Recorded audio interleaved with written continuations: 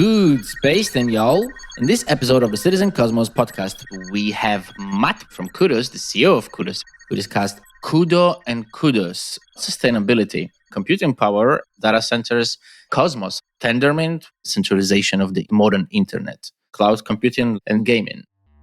And our ultimate goal there is to replace proof of work with real work. How did you end up from working for one of the biggest data centers into starting a blockchain startup? How did the life go down the hill so much? No, I'm joking, of course. I realized that actually this is probably one of the biggest innovations, blockchain itself, since the internet. When you first heard about crypto, what did you think? Did you think this is some kind of like Ponzi scheme, or it was interesting? What fascinates me about blockchain is just the openness. The fact that because everything is open, everything's transparent, and there's so many standards that you can communicate with other platforms that never existed before. We will bump onto something in the Cosmos technology, which will lead, instead of scalability, to centralization, or in the sense that DNS and HTTP led to the centralization of the modern internet. Before we rocket off into the podcast, here are the latest news from the sponsor of this episode, Cyber. The Cyber Congress DAO has opened the portal, and Atom, ETH, Terra, and Osmo users that meet the requirements can claim their gift and their moon citizenship on SIB.ai. Hey everyone, welcome to a new episode of Citizen Cosmos. We have Matt with us today from CUDOS, the CEO of CUDOS actually. Matt, hi, welcome to the show. Hi, it's great to be here. Thanks for having me on. Yes, really glad for having you on. It was an interesting story of how we got this actually to happen. Behind the scenes, the story was that we were doing some background questions to people of our channel, the Telegram channel we have, people who just gathering feedback. And then one of the guys was like, oh, I'm just in a channel because I want to talk about recording an interview. At the time, we were like, oh, which project are you with? And he's like, CUDOS. We're like, of course, let's record an interview. Yeah. And then it got like from one place to another. So it was like a small interesting backstory. Sorry about that, guys. Matt, first question is first. What I usually ask everyone to do, please introduce yourself in your own words and tell us what you do and anything else you would like to add to that, of course. Yeah, sure. I guess my background as for CUDOS Projects itself is previously running one of the largest data center companies in the UK. So from that experience, we ran that for about 16 years, built one of the largest networks as well, kind of built an early version of decentralized cloud in about 55 locations around the world. And really, we just saw growth in demand for compute, but also all the waste in compute. And really kind of got to 2016 and we realized actually we can now build a platform, use modern technologies to make use of that spare capacity. So if you look, that infrastructure market grows about 20 billion a year. So it's a huge market, but you've got over 1 billion devices that are unused around the world. And if you look, 30% of the spare computing or 30% of the available capacity in all those devices can then be used for other purposes on average. 60% of the CO2 that gets produced in building a server, sticking in a data center is now actually just used up right at the start of its lifetime rather than its operations. And as more and more countries and locations move to renewable energy, that number gets bigger and bigger. We can really reduce that CO2 impact by using equipment that already exists, but also making better utilization of capacity that's already out there. So really that's where CUDOS came from. And we wanted to build a blockchain that was able to power both traditional cloud computing, which is kind of our background, and the infrastructure market, as well as the growing demand needs for compute in blockchain today. So you have kind of, in blockchain, you have small amounts of compute, but then you also have much larger demands. And there isn't really a solution, we believe, that is able to service that. So metaverses need thousands or tens of thousands of nodes if they're going to scale users. So we wanted to build and design a blockchain that was designed to scale compute to the levels that traditional cloud is able to support. But again, make it more sustainable. We're very passionate in being carbon neutral ourselves as a business. We work with a lot of ESG projects in that space. And that's very much our background as well, is in coming from, I think, make things more sustainable and greener. So really, we are the infrastructure blockchain that's able to power traditional infrastructure, cloud infrastructure, as well as the infrastructure that's needed for Web3. This is a good explanation, and I do have some questions for you, of course, about that, quite a lot actually. But before we get to that, just some more background a little bit. CUDO and CUDOS, and are they related? because there was a confusion. There is when you go like on your website, on everything, and there is Kudo and there is Kudos. Are those just the name of the company and the blockchain, or is there anything else to understand here? That's essentially it. That's the primary difference. Kudo is how we started out right at the beginning back in 2017. And Kudo is actually Latin for coin. And we wanted to build a network that was able for anyone to be able to earn from it. So that's where it came from. And then Kudos, and they was the name for our blockchain. And that's because we want to do good with that network. And the other phrase for kudos is, giving kudos, you're giving good. That's very much where the network is. We work a lot in sustainable projects and good causes and in that space. But really that, from a technical separation, that's essentially how they work. There is a lot of this happens sometimes in blockchain and in crypto where like the company name is very similar to the blockchain name and people get confused. But I didn't know Kudo was Latin for coin. By the way, about sustainability, I don't mean it as a general question, but as a personal question to you. What's the whole deal with the working with green things and sustainability and trying to lower carbon emissions? Why is it important to you personally? Yeah, that kind of came from running a data center business. And I was seeing what huge impact that industry has on CO2 in the world and the amount of energy that's used in the world. And we had thousands of racks in data centers around the world. So we were impacting that as well. So when we built our own data center, we made sure that was all renewable energy, as efficient and green as we could. But we were seeing all these other data centers still running inefficiently or still being able to not fill their capacity. So that's kind of where it comes from, is actually being involved in that inefficiency to start with. And we had the power to improve our own environment, but not to improve the other environments that we were working with. So by building a platform ourselves, we can improve the environments around the world in many locations in whoever contributes onto the network. So probably within my technical capability, it was the biggest impact that I think we could have. I have a slightly like devil's advocate question here about sustainability. There is a lot about that mentioned on the website. I think there is something in the documentation even that I noticed. I'm not sure why did this question came to my mind, but like I said, it's a devil's advocate question. And to me, wherever we have computing power, especially at like centralized financial entities or entities, they like centralized big companies that require some sort of IT security, they will never be ready to share spare computing power, whatever happens, as long as I can see that. Maybe I'm wrong, of course, and I feel free to correct me. So, how do we go about this? And the reason I'm asking this, I guess, is because of the mission of the project, right? Is kudos to stop people wasting computing power and make the world a better place, at least like that, which is a great mission. But I think that there is always going to be all these companies that will never ever want to be sharing that, and they use a lot of computing power. What do you say about this? Yeah, I definitely agree there. So we looked at what's the three industries. If you think of our blockchain and platforms, really we kind of connect supply and demand across different types of infrastructure. And from a supply perspective, then we looked at the market first before building anything and look, okay, where are we going to get the largest amount of compute and the largest traction? And we investigate enterprises and they have security policies. They're very hard to get around. They don't want to run software that they don't necessarily have full control of inside their environments. So it's not actually a suitable environment for them to share kind of under the way things are currently done pretty much in most securities in core enterprises. But where it does suit is home users that don't have those security policies, as long as the application itself is secure. It is mining farms, which we work with, and we make better use of their computing capacity because they're used to running third-party applications. So the home users give you high-end graphics cards and processors, but not the best network and not always all of the time. Mining farms give you very high-end graphics cards, which is one of the most expensive resources in compute today. And our ultimate goal there is to replace proof of work with real work. But it's kind of a staged approach that we do there. And then the last area is around service providers and data centers. And that environment gives you the IT regulations that you need. Like in the UK, it's ISO 27001. In America, it's SAS 70, wherever those regulations are, really. They've already got those environments that meet the security regulations. They already have everything in place to be able to split up that technology to make it as secure as cloud is today. So it's really down to then on the demand side, what type of environment do you want to run your compute in? So if you've got private data, you're only going to want to run it inside the data center environments, the service environments. If you've got public data, so weather analysis, something like this, any large data sets that are sharded up that don't have any particular value in them, they're perfect for running out to the end user's machines.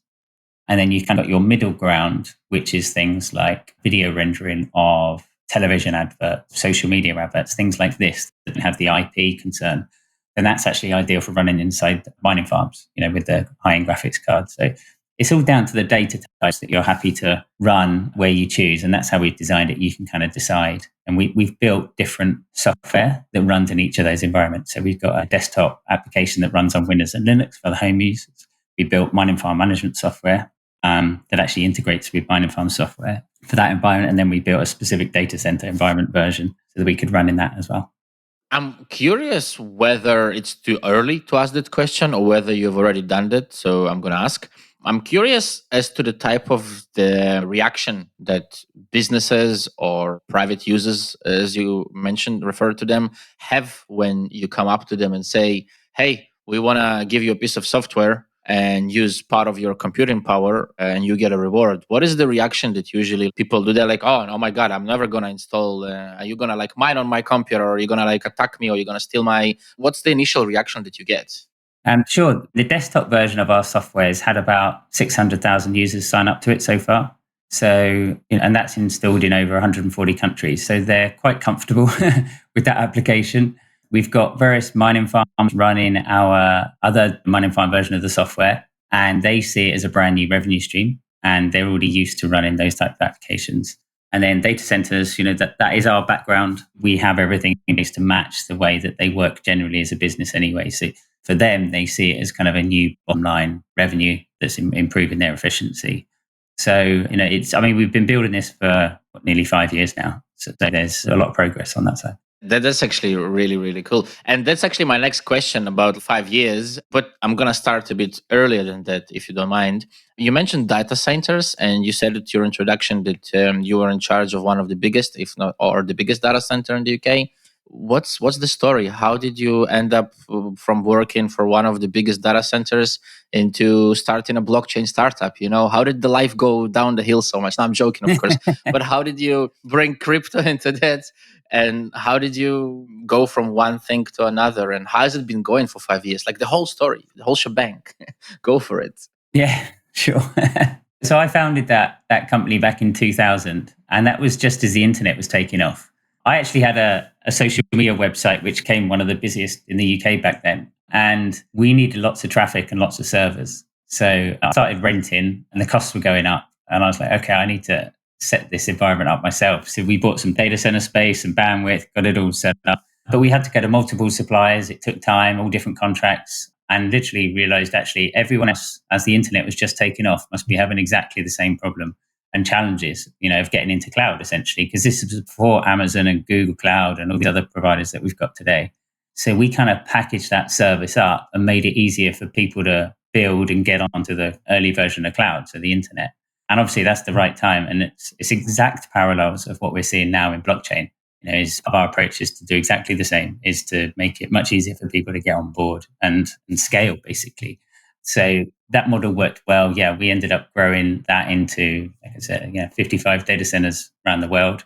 We kind of built our own fiber networks. We dug our own fiber networks, lit fiber, built cloud platforms across multiple data centers. We only built one data center, but we took kind of suites in lots of other data centers. It was the right time to launch that type of service. It's just as it's an industry is taking off, where you make that journey easier. And that's essentially how Amazon and Google have succeeded. And all these does is all of a sudden that is now an easier version to deploy onto the internet. And as soon as you bring out a new way for people to deploy new technologies that has adoption, that's where they really accelerate. And that's obviously the accelerations you're seeing in blockchain today.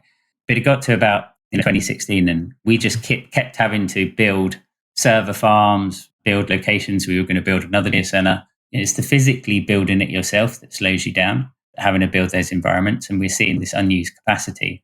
For a long time, we'd had a business plan to be able to make use of spare computing, but it was only as of kind of about 2016, containerization had finally got mature enough that we could now kind of move the workloads around that we wanted to. People were used to the sharing economy. So we researched 2,000 consumers across the UK, about 60% of them said they would share their computing capacity. So the market was ready. And we just saw from the technology perspective, everything was in place. Broadband connectivity was now good enough. And then finally, blockchain was really kind of maturing. The tool sets around blockchain, and obviously, we're talking about Cosmos, they had one of the best tool sets out there that you could build and adapt to blockchain. And we saw kind of the power that actually this is the first time that you're kind of being given the tools. In the same way in virtualization, you're given the tools. Not many people build their own new hypervisor. You take a hypervisors that are out there, you take security containers that people have built around there, and you pull them together and make something better out of the tools that exist. And it was kind of 2016, 2017, we were starting to see the same in that space. So it's kind of just all the technologies coming together. And actually, we regularly had people coming to us and asking about putting mining equipment in our data centers that we were in. As it happened, we weren't in Iceland or Sweden or these other locations, which is a much better place to put it. But it just got us interested in space, so we were learning as we were going along. So yeah, previously where we'd physically had to build it ourselves, we'd sold that business, so now we could build it in software so that we could run on everyone else's infrastructure. Did you personally basically find out about crypto because of the mining thing, right? I think actually probably that's where it got my first involvement. But my CTO, he had been one of the first Bitcoin miners. I think it was like the G2010. He was in there. So he knew about it well before I did, and I got involved. That was when you could still do it on your PC. Yes, probably on your laptop as well, right? Probably on a personal laptop. And when you first heard about crypto, what did you think? Did you think this is some kind of like Ponzi scheme, or it was interesting? I'm a technologist, so I was really interested in understanding it. When I started seeing the Bitcoin mining, it's like, okay, what's really behind this? And then started doing the research. And as a lot of people, I think, say, once you get into this rabbit hole, I was getting more and more into it, understanding the technology and understanding its power. I realized that actually this is probably one of the biggest innovations, blockchain itself, since the internet went live. And I think it's got the power to achieve the same as the internet has over the next 10, 20 years, which for me, as a technologist, it is really exciting. And it's a space I really want to get into because the journey that I've done over the previous kind of 15 years, it's like, okay, we can actually do it again in this space. It's interesting that you mentioned as well before, like similarities between of development of what's going on in the blockchain space now to what you saw before with the internet. And I've heard, not just heard, I mean, I was there as well. And apart from that, I remember very well how the internet was developing, how computing was developing, especially private computing, like after 90s already, and in the middle 90s and the beginning of the zeros. And the similarities are astonishing, like in terms of like scalability, especially, and L2s and all that. And I mean, you're like, whoa, this is exactly what happened like back then, but just different names and slightly different things.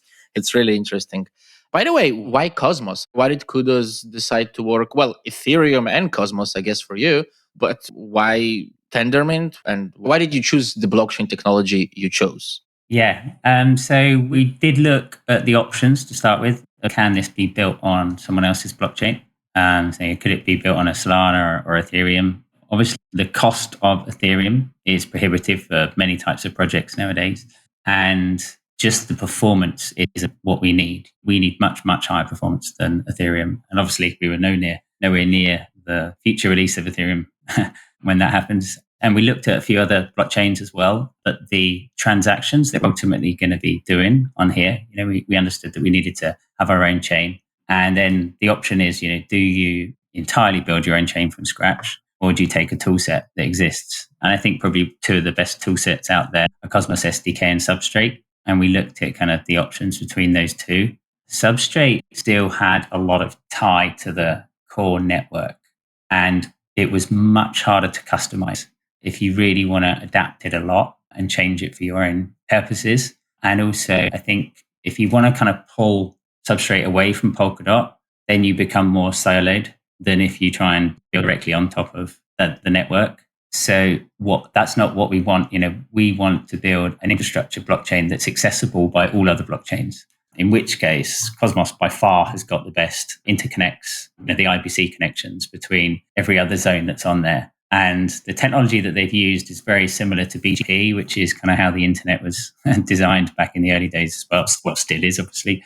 And we were seeing the similarities. And that model is proven. And the way they do kind of your communications across IBC and transfer of assets is similar to packet encapsulation. So it was a space that we knew very well, but in the internet domain. And we could just see that that model is going to scale better than any other model that I had seen in the blockchain space. So it kind of had the best interconnect potential going forwards. It had the best tool set to be able to adapt it.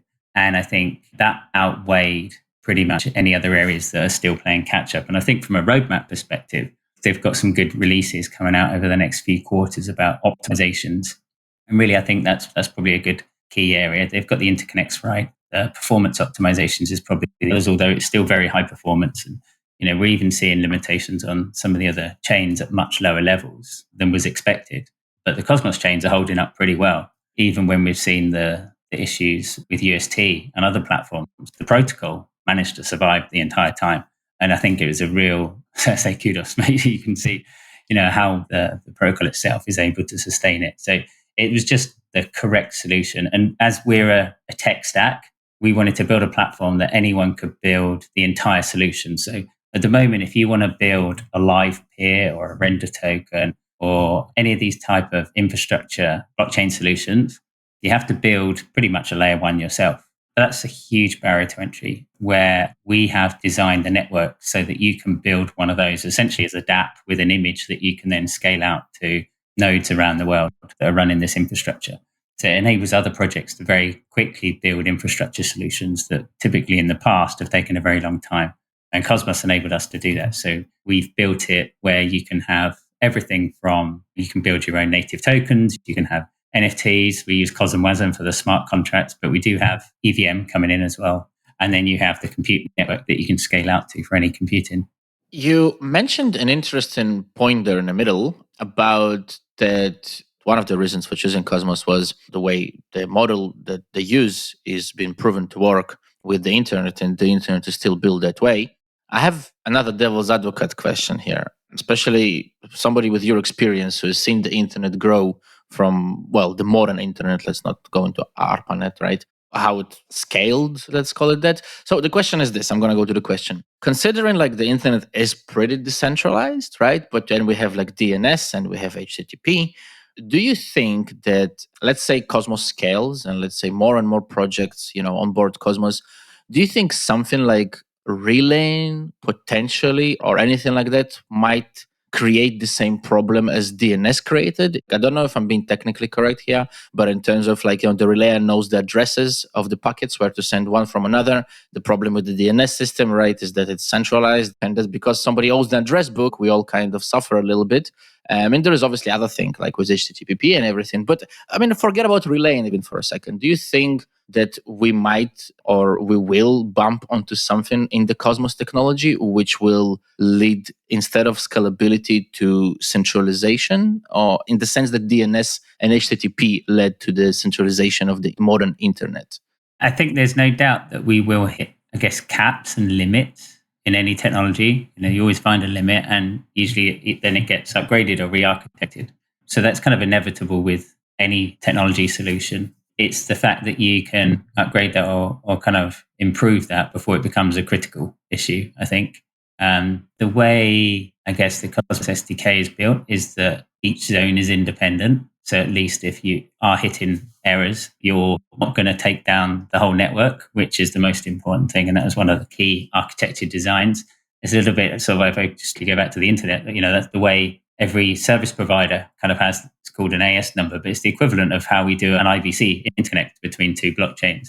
You can kind of only mess up, there are ways you can mess other people's up, but typically you'll only mess your own network up, and rather than others.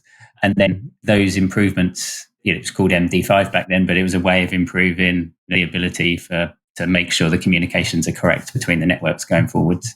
So I think the roadmap is good, and there's constant areas of improvement from technology from that perspective. From a centralization perspective, I think probably the biggest centralization really is the development team that are working on it, but it's also very open and people can submit PRs and add to it as well. The relayers, there's multiple relayers out there, and I think actually relayer is a very good comparison to a DNS host, where you have, I guess, in DNS, you've got your closest service providers that are direct name records. But then in the back of it, you've got your higher up name servers. usually you only lose your local name servers, so the people or the domains directly connected to it go down. But that's why you have secondary and tertiary DNS. I think that's something that should be built in slightly better on IBC, which very good, is that you can have live secondary and tertiary links. So if you do lose a relayer, it's pretty much transparent and you would go straight onto a second one that would fail over. As far as I understand it, it's a lot more of a manual process at the moment. So I think if you get to that point, you've got a self-healing network that works much better. And then relayers, I mean, you're always going to have single points of risk in any design. It's kind of how do you handle those failover solutions, really? I think the most simple solution here is just introduce rewards for relayers, that they have an incentive not to look for other models like DNS hosts did, I guess, at one point, saying, okay, we need to make money somehow. So what we're going to do is, that's what we're going to do. I guess more and more. And by the way, this is a question. Do you plan any incentives for relayers on Kudos in terms of the network itself? Is there any talks about it or ideas that you guys have? Not directly for relays at the moment. We have incentive for validators naturally on the network. We're bringing up our own relayer at the moment as well to connect into a number of new channels. As a connecting to a third-party relayer and using their connections, I wouldn't have an objection, and I think it's a good idea. In the same way that validators take a cut of transactions that go, relayers should be able to. And I have seen in the SDK roadmap that is a proposal as well, that there will be the ability for them to add. So I think that's a really good thing. It's fine initially for people to be able to do things for free, but they're not sustainable at the end of the day. And if the relayers then have the choice to set it at, and they could be small percentages, 0.1%, 0.2, 0.3, I mean, quite a common fee for someone that runs a bridge is running at kind of 0.3%, where you transfer assets between the two. So I think people are comfortable with that model. It's not very easy to do at the moment. I wouldn't have a problem that you did that. And I assume people are in the same mindset because that's how validators work and that's how they're incentivized.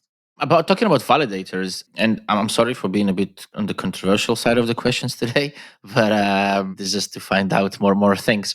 Talking about validators, currently, if I go on the Big Deeper Explorer, I'm only seeing 26 validators. And I think that, 80% of the stake is top 5 validators right now, right, on Kudos? Do you have plans to attract more validators to the project and decentralize the stake from the top? And of course, if you do have the plans, what are the plans? Or is it more of the governance and the community thing and less of the blockchain company behind the blockchain? Sorry, kind of got mixed up, but I think you understood. Sorry, the question. If you didn't, I will redo it. Sorry. So we were looking to have around 30 validators for Genesis, which was only a few weeks ago. So we've only just gone mainnet. We actually had about 70 to 80 validators sign up on testnet. So we're now going back to those and start to onboard the other validators that we've been working with. So we've not looked to initiate that just in the first few weeks, just to make sure everything is as stable as expected. We spent 9 months in QA, just making sure everything was correct in the way the network had been designed. And then we would then start to go back and get the validators coming back on. So the intention is to get that up kind of over the next 6 to 12 months to about 80 or so. And then as that happens, then that will be a much spread across the base. Yeah, for sure. It does build up. I have seen it. Some networks, of course, do manage to attract a lot straight away. But I mostly have seen, especially now that the space is growing and growing and there's more networks and more validators, but at the same time, the space is more competitive. I think it does take time for a network to attract. It's the best validators that it wants to attract that will definitely bring value to the network. And this is actually, I think, the next question I'm going to ask. I read in the documentation that you need a certain amount of kudos to start a validator. I think it was 2 million, correct me if I'm wrong, which is at today's prices roughly $20,000. So the question is again about decentralization. Do you think it's important to have a minimum amount to stake in order to prevent spam attacks? Or do you think that a minimum amount to stake puts a boundary on decentralization, because then anyone can start if they have the equipment, of course? Or is spam prevention here, or DDoS, let's call it like that, DDoS prevention is more important in this case for the network? I think for the way that Tendermint is designed, then you should have a minimum, because you really want a stable core network. So we're probably a little bit different to other chains where we use Tendermint as our core layer one network, and then we use our compute network to scale out the compute demand. So on the core network, we run governance, bridging, smart contracts, consensus on the compute network. And then that's limited to currently, around 100 validators that you want to run on that design. And then the compute network isn't limited on the number of nodes. That can kind of just keep scaling, because you always take a sacrifice between performance, security, transactions. So we split it into two so we could take the benefits of each. So yeah, on the core network, it's very important that those nodes are as stable as possible, even though Tendermint fails over pretty well. And I think to have that, then you should have service providers that are able to put that kind of stake those number of tokens and be able to put that investment in to commit onto the platform. And also many of our validators are very experienced in the Cosmos space, which means they help your support, they help your community, they'll help other people coming on board as well. I think certainly for the early stages, and I guess to a kind of an individual and home user, that's quite a large amount. But to a business, and typically most of these validators they're either data center providers and Web 2 providers. We've got quite a lot of Web 2 providers that this is their first foray into the Web 3 space. And then also we have, seasoned Web 3 validators that this is their space that they work in. But they have pretty much 5 nines environment uptime. They have nodes that are very stable. They have high performance networks. Many of them are DDoS protected. So they've kind of got everything you need in place to have that really scalable core global network. Of course, yeah. We also validate, and we also definitely try to pay more and more and more attention as we go to the infrastructure to make sure it's as stable as one can get. And well, of course, you cannot have one day, hopefully, luckily, the dream is like, at least for our validators, is to also go green. And I really like that you mentioned that.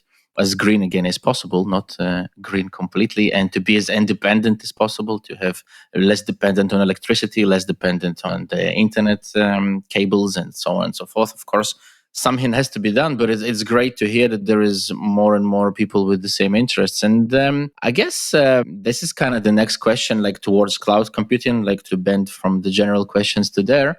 And the first one is going to be about Akash. To somebody who comes from the outside, of course, when you hear cloud computing and Cosmos, the first name that springs to mind, Akash. So what are the differences between Kudos and Akash? Yeah, sure. I mean, I think Akash is a good network, and I like what they've done. I think they've taken a different approach. We come from previously building a large data center sort of global cloud network.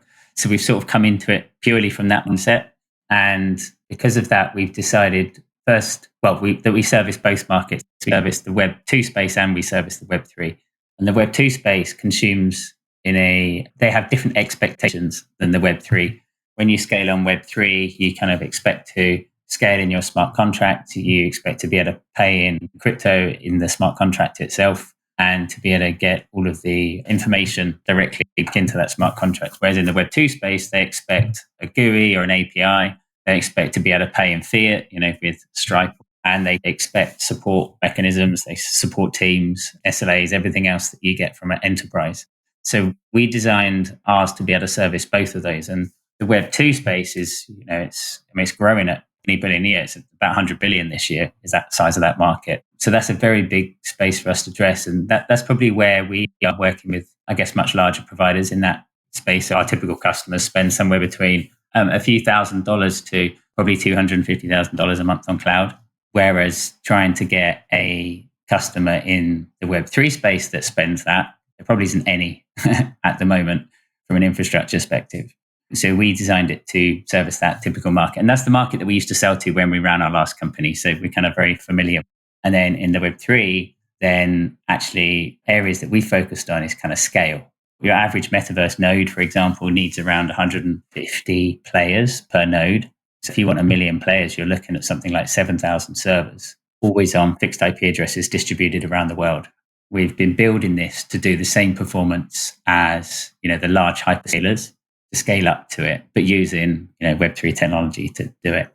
So it's quite a different approach. This is where my next question derives from. Again, I'm still going to stick to the same type of questions. Considering of the last, I think, don't quote me here, but 5 to 6 years, in the blockchain space, there was a lot of projects in the cloud computing area. Yes, they all had, like you described, the differences here with you and Akash, with Kudos and Akash. I mean, there's a different approach and there's, of course, a different goal always, sometimes a different technology, not sometimes, but always different technology, underlying technology used, architecture.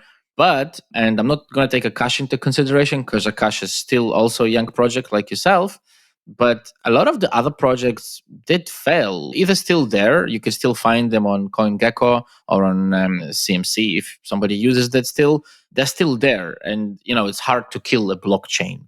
And I mean, you did mention you guys have 600K users already signed up, so you already have a huge base. But the question is such, why do you think you guys will succeed in such a hugely difficult not competitive more even, but it doesn't seem that cloud computing projects, and again, this is a devil's advocate question, so I really would love to hear your answer.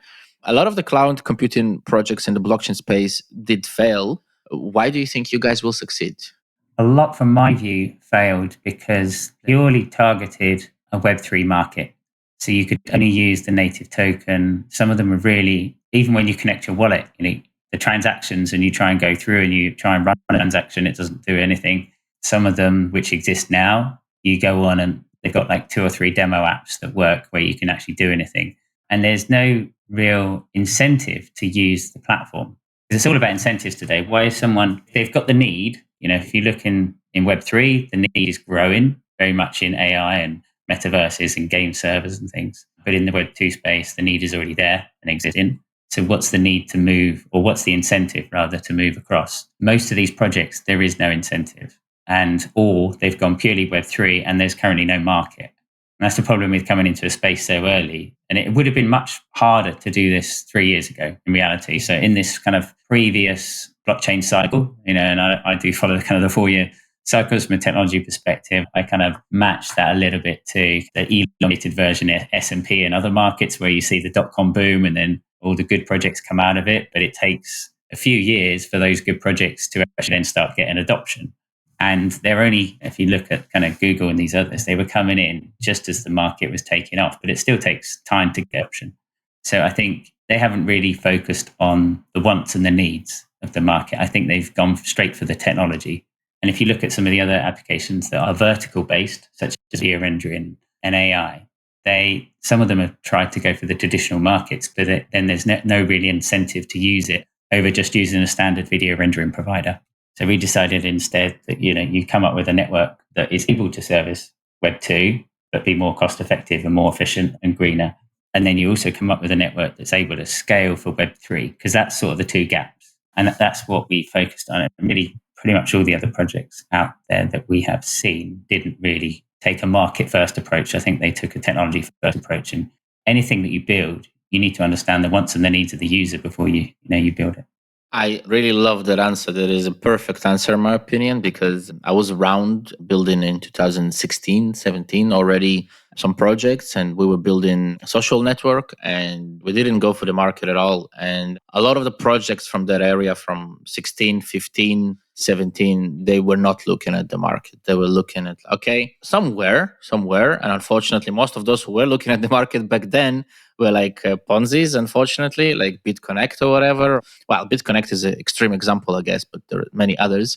But you're right, like a lot of the small projects were really didn't care about marketing and didn't care about blockchain. And of course, it didn't really work out.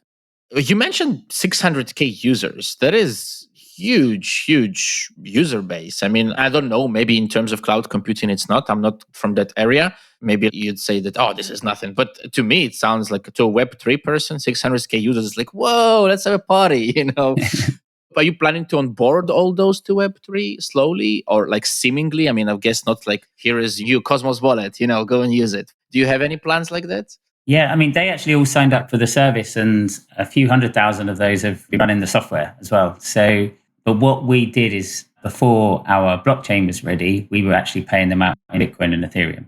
So, they had a liquid token. But once our blockchain's gone live, which obviously it just has gone native, we're now integrating the payouts on all of those devices being able to earn in the kudos token with incentives as well. So that means that anyone that connects their hardware to the network can be earning kudos. So depending on what the application's doing and the types of work, things like, and we're currently integrating compute into that application as well. So we sort of built things in modules and stages and integrating them together. So all of those in the next few weeks will be able to earn the kudos token. And you can just go and download the application as well and earn kudos. And then there's incentives and bonus, obviously, for being paid in the kudos token as well. But then also, once we have compute added to it, a home games machine can be earning kind of £200 a month from its spare computing. So we're working on both sides, like on supply and demand on the network. We have our real route to market actually on that side is working with big providers. So we've got a partnership with a company called Tingo, who's an African telecoms provider. Over the next 6 to 12 months, we're bringing on 20 million users with that partnership. And they're all going to be wallet holders. So that's going to be a lot of Cosmos wallet holders that we're going to have being integrated into the application. And they're actually mobile phones. So we're releasing a mobile phone version of our software. So we can make use of that spare computing. But also a big usage of our network has now become tokenization. So we've got things like tokenization of carbon credits, solar power, protected land, forestry, plastics recycling, things like this. So they also get access to any other tokens that are running on our network. But also if someone that's got those applications is then providing in solar themselves, they can earn in the token, or if they're providing wind or other services, they can earn in those tokens. Our aim is we very much believe in Metcalfe's law, and scaling the size of the users in the network will naturally scale the adoption of the network. So we're working a lot in education as well across Africa, the UK and other regions, getting in the actual education layer. So people that are getting into blockchain, learning to develop, we are becoming one of those parts of educational curricula for people to build on top of. That's really cool that you guys are thinking about impact as well, not just like we said, blockchain or market. There's also impact that's important. There's a lot of mention of gaming and kudos, and you mentioned gaming during the interview already a couple of times. I can kind of guess, but I still would love to hear your answer. What is the deal with kudos and gaming? I mean, it originally came from a lot of gamers are running our software because they're the highest earners. So the games machines are earning good revenue out of their infrastructure. But because of that, we started working with a lot of games companies. We've actually got on board the 2 prior presidents of Sony PlayStation are on our board. So they brought out all the way from PlayStation 1 to PlayStation 5. Chris Deering, the first one, actually brought out a SETI at home onto the PlayStation back in the day, about 10, 15 years ago.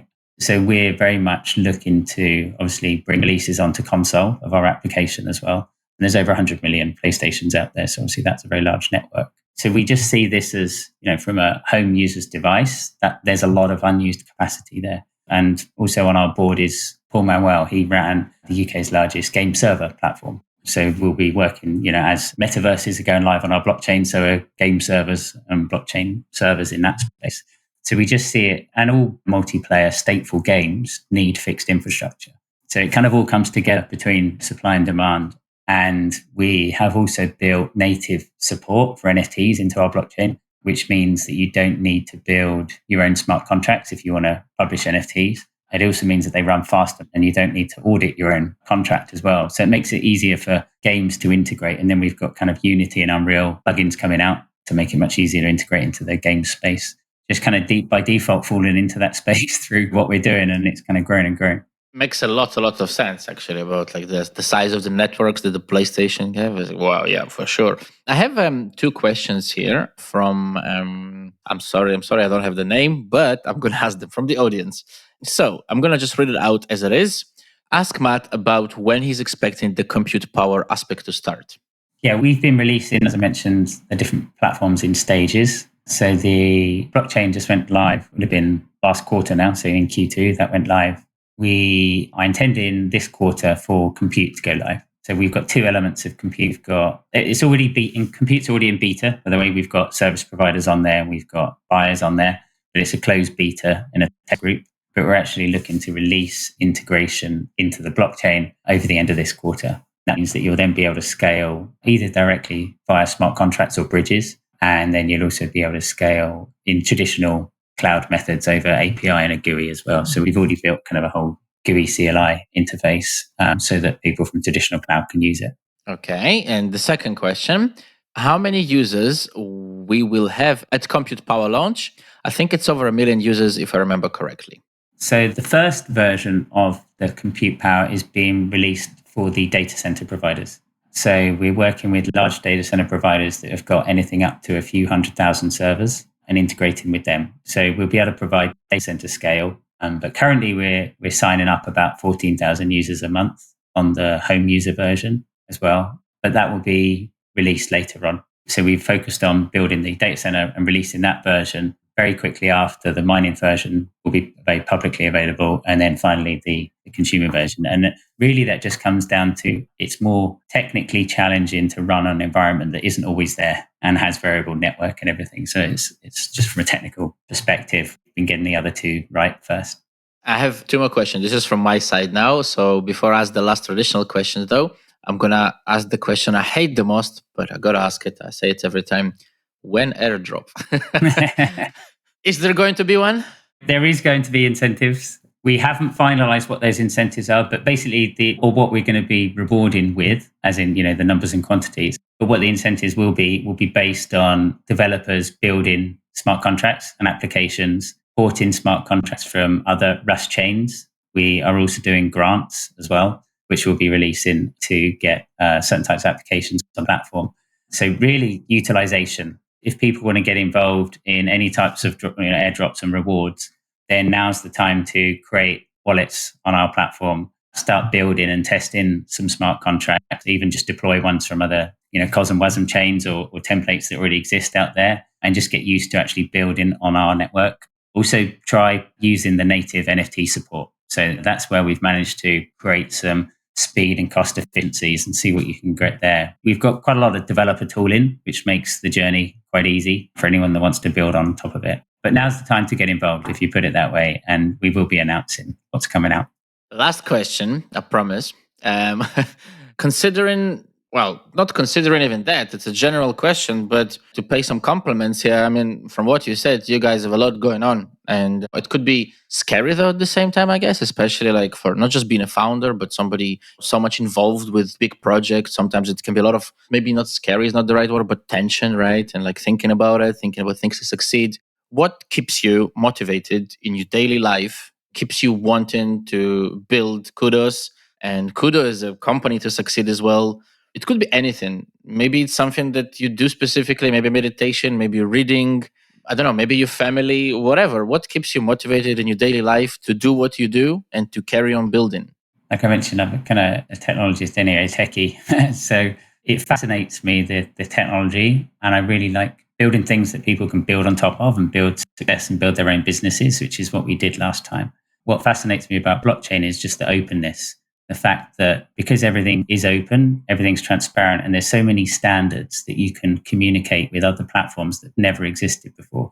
It means the speed of innovation now is much greater and faster than has pretty much been possible on anything else that I've seen before. I think you kind of take open source code as kind of the first version, and this is really the second version after that, and that already accelerated development. So what excites me and keeps me going from a work perspective is just the ability to really do some positive impact. We have a really high goal. This is over a number of years, but to raise $1 billion for good causes, but that can be good causes in computing that's provided to cancer research. It can be revenue and that's generated and donated to charities or individuals. It can be, that's one of the things that we're doing in Africa, is enabling people to be able to earn off their mobile phone, because a few dollars a month can actually make the difference between them being able to, send their kids to school or feed them or something. So I think there's a lot of motivation from that perspective is, how can we have a really big positive impact on the world? And I think this is probably, certainly within my ability, the best way that I can see that we could do that. That's probably what drives it the most, I think, is actually being able to achieve these things. And I think blockchain has made that possible. I think it would have been incredibly difficult to do it beforehand. And it's the same actually for the unbanked. And blockchain is really the first opportunity to bring unbanked into this world as well. Whereas they're always the ones that have been left behind beforehand. I like that a lot. More and more people, in my opinion, like judging from my guests, at least. They talk about impact, and you could see and hear that it's not just words, but people are really genuinely interested more and more into like having an impact, not just doing something for the sake of doing it. And it's really cool. Matt, thank you so much for your time. It was a huge, huge, huge pleasure. Thanks you for the explanations. Looking forward to the development of Kudos, of how it's going to go and seeing more and more the user base grow, because it already seems to be, from what you say, really interesting. So looking really forward to watching out as that grows more. Thanks, Ergi. Appreciate it. Thanks, everybody. Bye.